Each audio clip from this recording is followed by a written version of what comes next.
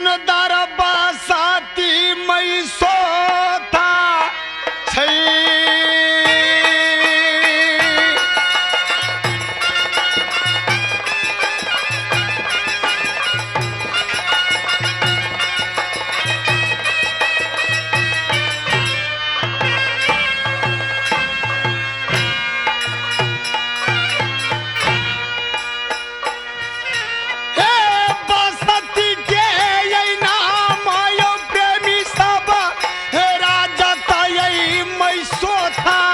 लगया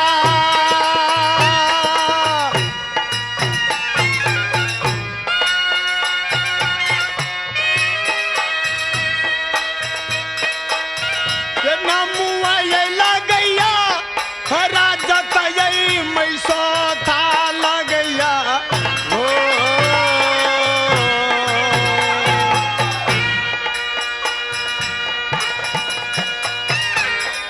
मैया जी के नमुआ लग मैया तई मदोदरी मैया जी के नमुआ लगैया मैया तई मदोदरी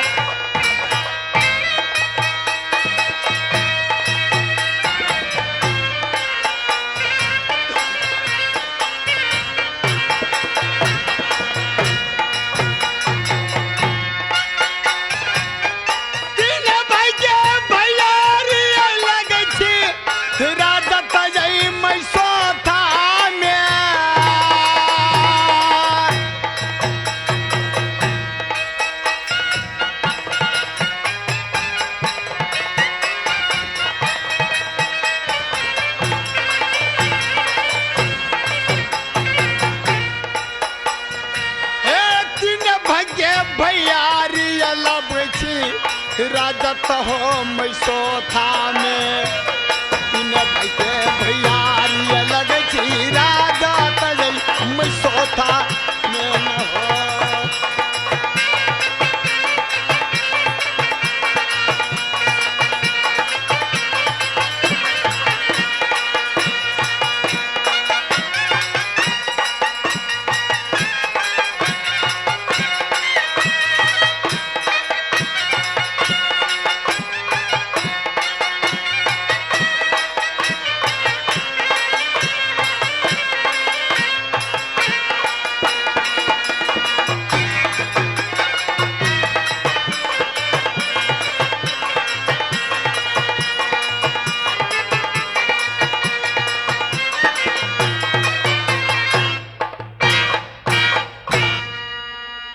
लेकिन कमला किनार पे एक सुंदर बस्ती राज मैसो था। माता जी के नाम मदोदरी लगैया और उनके कोखिया पैदा 3 बालक, सबसे छोट के नाम बउआ बुधेश्वर, माझिल के नाम मोतीराम दुलरुआ। सब दिन कहा तो सिलहट अखेरा पर 1200 पट्ठा के सिलहट अखेरा पर खेलबैया।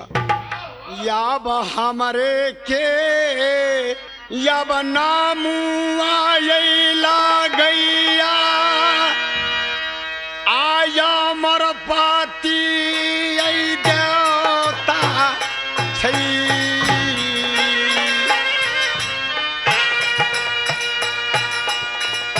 हमारे के नमुआ लगैया सूरा माता सलहे साये प्रेमी सब हो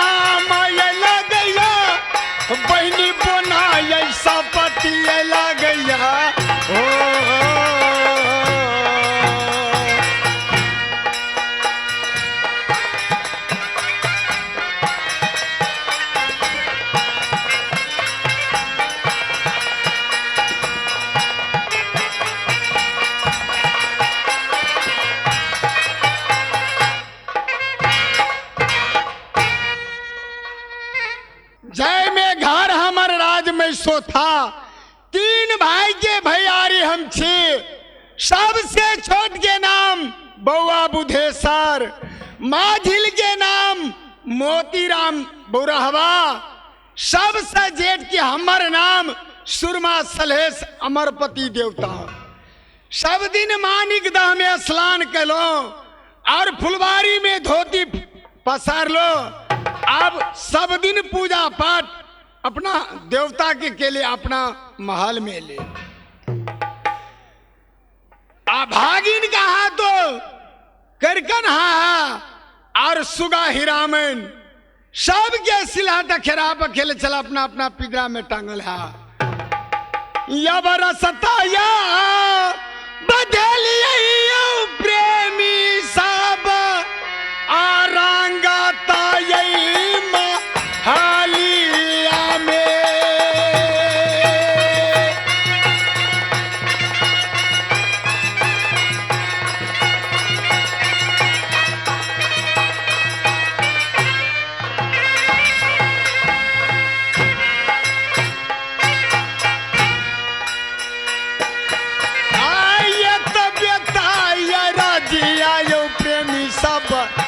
यहाँ सबसे मिनातिया ये तो बेताया राजिया यो प्रेमी सब हमारो से मिनाती से बाबू सब भाई या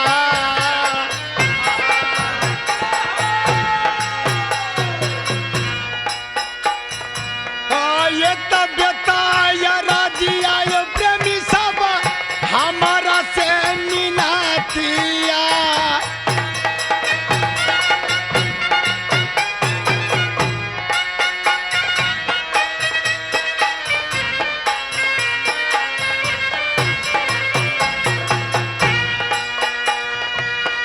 रसतया बदलियो यो प्रेमी सब सीसता यही महलिया में। अब रसता ये झेलिए रंग महल में हो।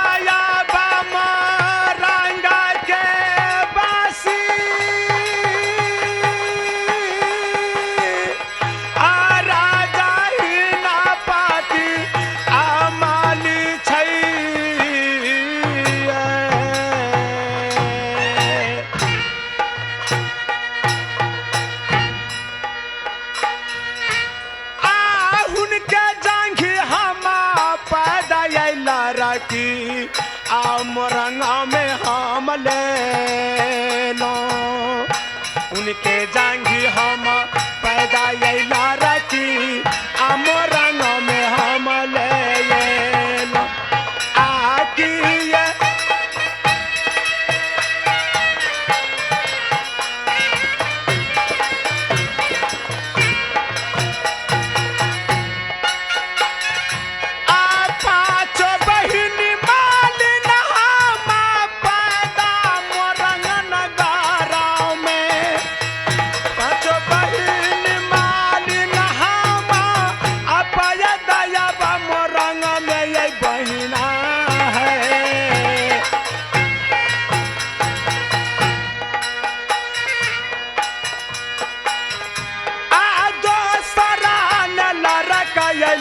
की पैदा बाबूजी के ले लखीन ये कही तो हम न रखिए पैदा अमरंगाना। है परमात्मा राजमरंग की वासी राजा हिनपत माली उनके जांगे पैदा 5 लड़की रेशमा कुसुमा दौना मालिन नाम रानी फुलमंती आ सब दीना भगती मरंग में केला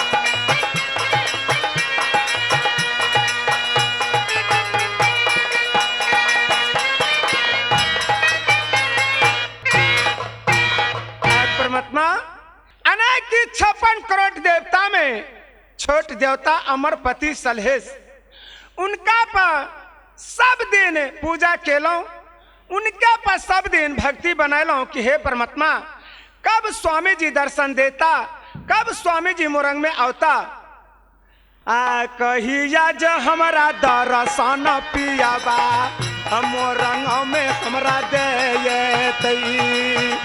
सब दिन हम बरत एकादशी मोरंग में हम कयल आकी भाग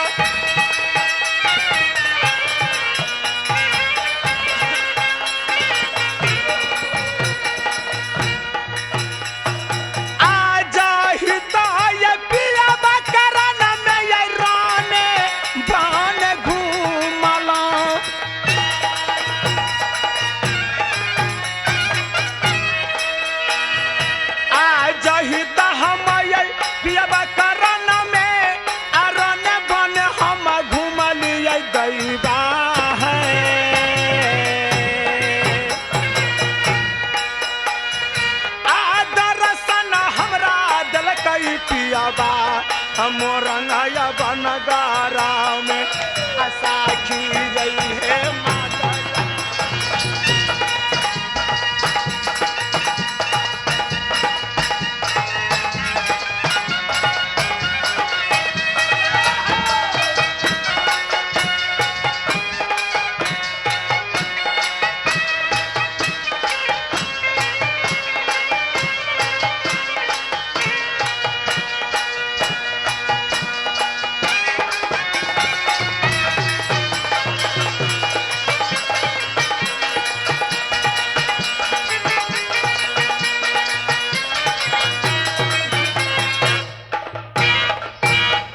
परमात्मा अनेक स्वामी के लेकर कहा तो राज में सौथा में स्वामी अमरपति सलहेश देवर मोतीराम देवर बुधेश्वर नंदी बनसप्ती आ सब दिन हम से बाजे करिए मैया हम मदोदरी के सब दिन हम सेवा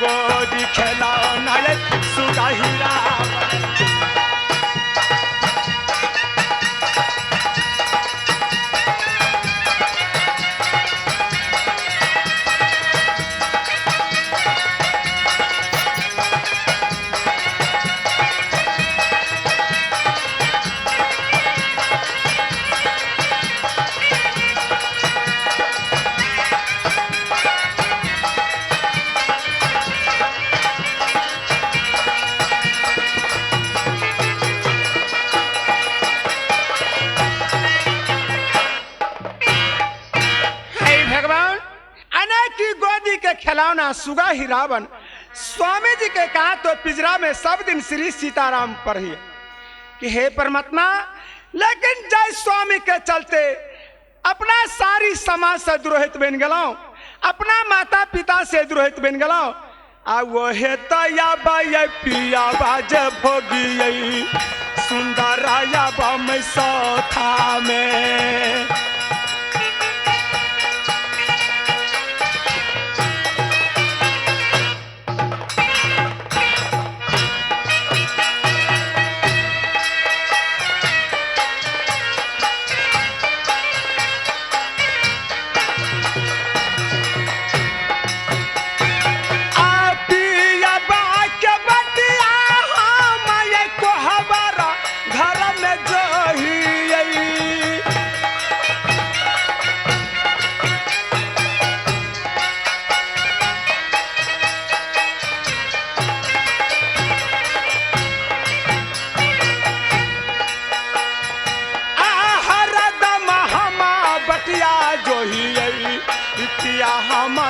मोहिया के आखनी पिया बा हमारा यवतैया।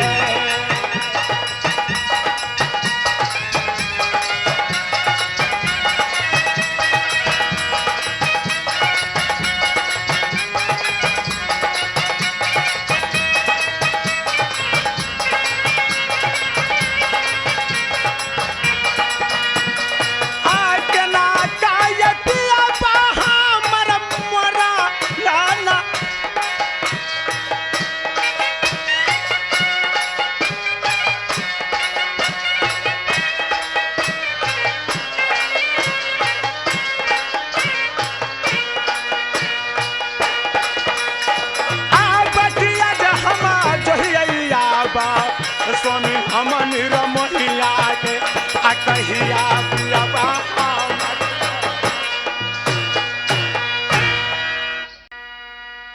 राजता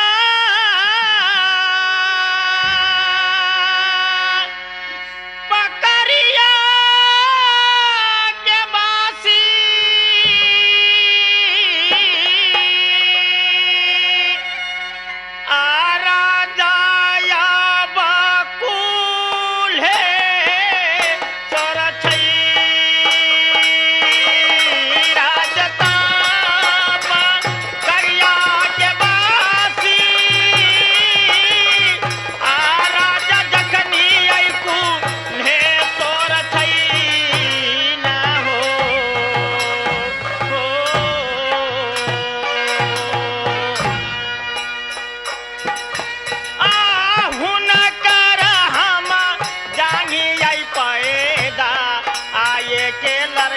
हम ले लिए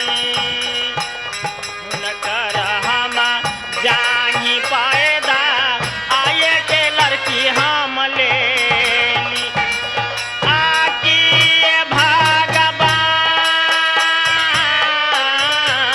बाना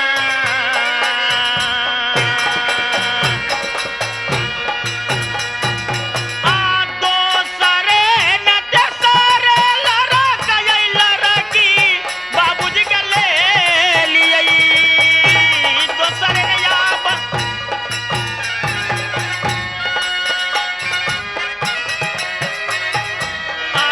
दोसर ने याब तेसर लड़का याब आ लड़की बाबूजी के ले लिए ना हो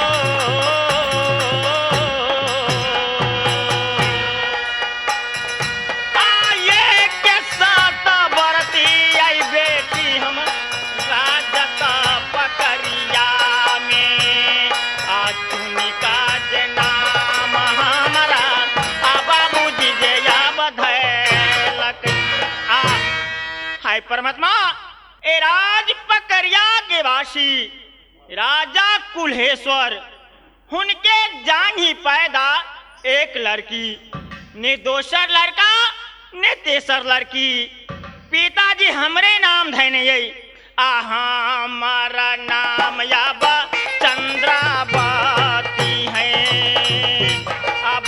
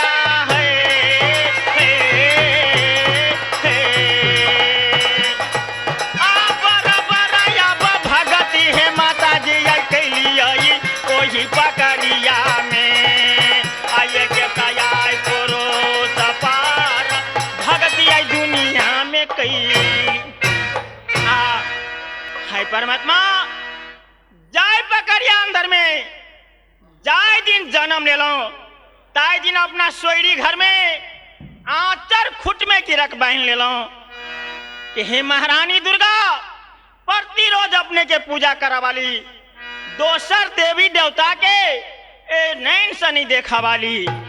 लेकिन हे माता जी जब बोर दिया तो राज में सौथा के अमरपति देवता श्री सलेश देवर मोतीराम देवर बाबू बुधेश्वर माय मंदोदर बहिन बन सप्ती आ गोदी के खेलाओ ना सुगना हीरा बन हो।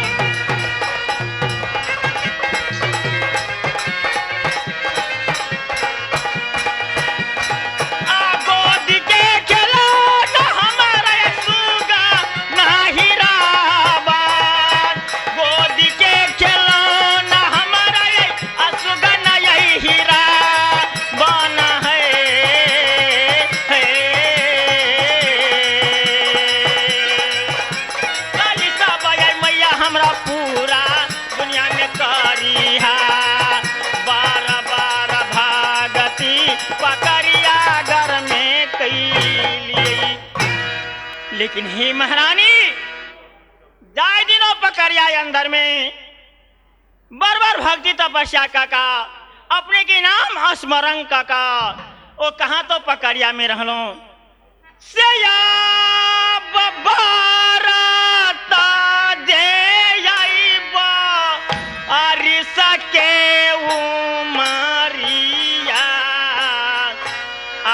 चंद्रा के जे या बबी तलई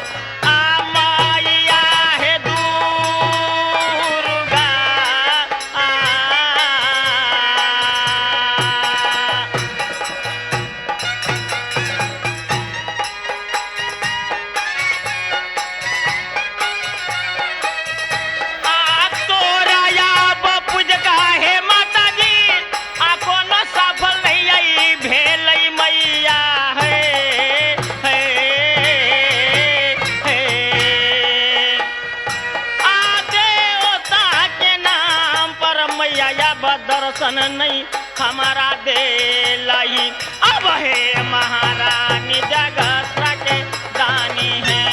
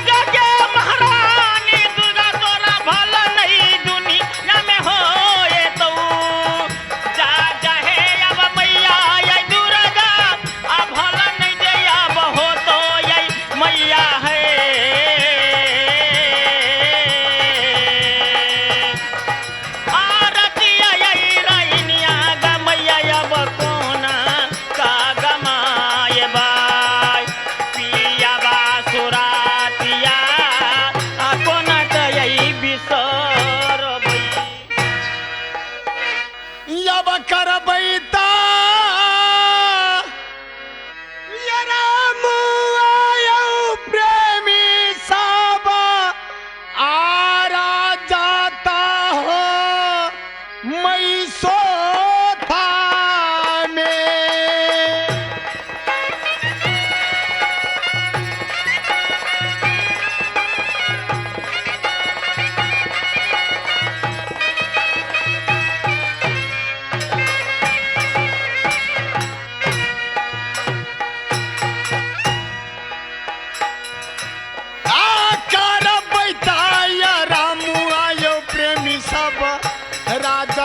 यही मैसोथा में कर बेताय रामुआयो प्रेमी सब राजा था यही मैसोथा में न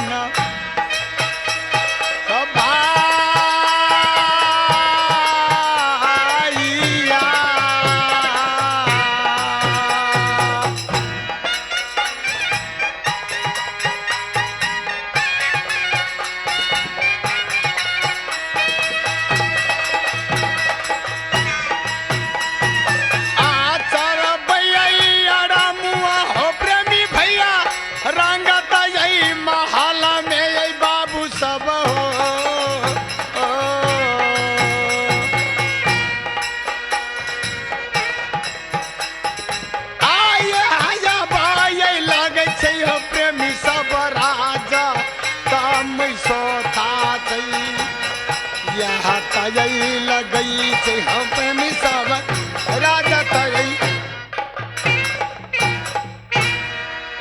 खुद राज में सोथा बस्ती हा ने डेवढ़ी पर मंत्री के देखे छी ने भागिन किरकन्हा के देखे छी ने सुगा हिरावन के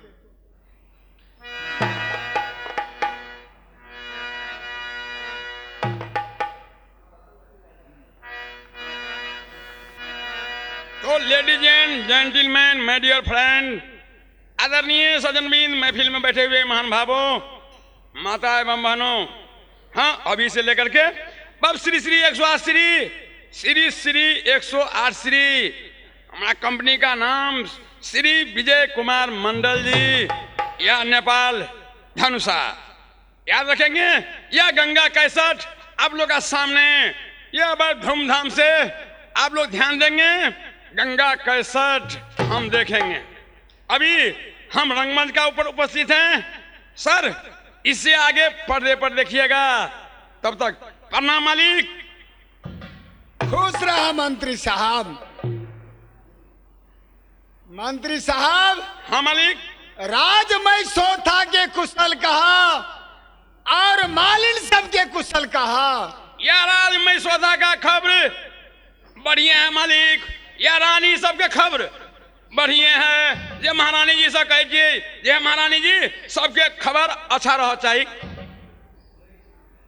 मंत्री साहब, मालिक साहब, ए मोरंग माली मालिन अपना महल में अभी तक नहीं देखे छी। या मोहल्ले में अपना महल में अपने नहीं गेलिए, हम कोना का जाओ महल में अपना महारानी जी के जगबा के लेल अपने जियो सरकार। या बरा सता या बधेलिया प्रेमी साहब आ मालिन के यही महाली या में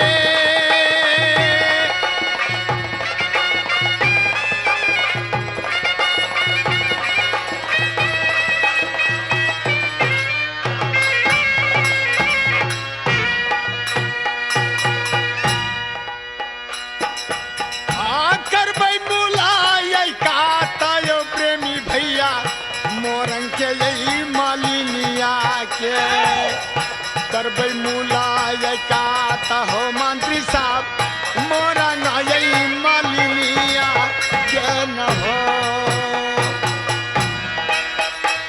ओ मंत्री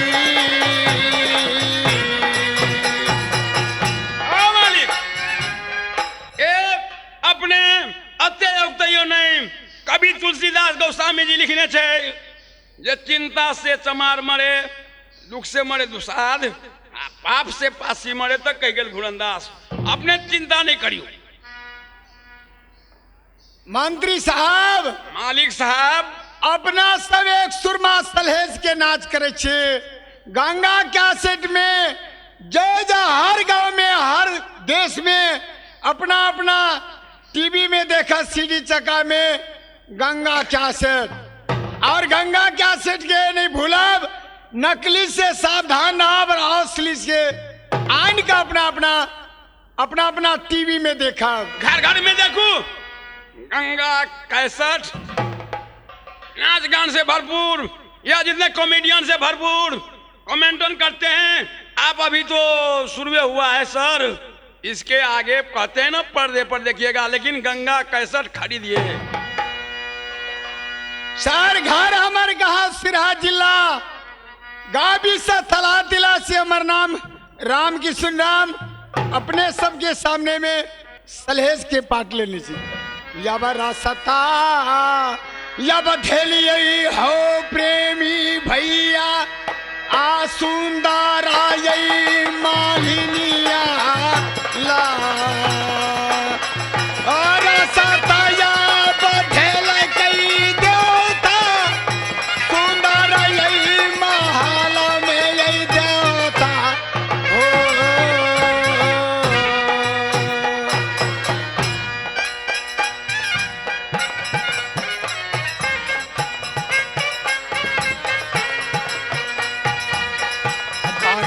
या बचल लई देवता सुंदर यही महल।